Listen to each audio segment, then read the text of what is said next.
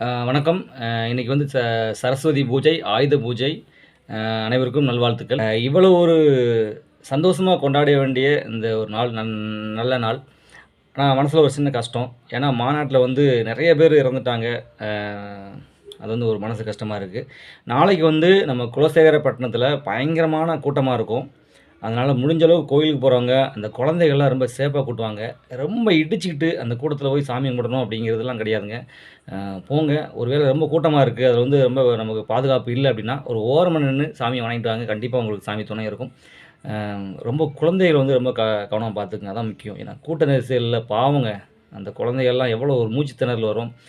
நான்லாம் போன வருஷம் போயிருந்தேன் தசராவுக்கு. அங்கேயுமே சில நேரத்தில அப்படி இந்த கூட்டத்தில நெரிசல்ல ஒரு பாதுகாப்பு நமக்கு இருக்காது.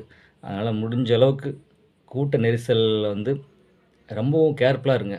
நன்றி, வணக்கம்.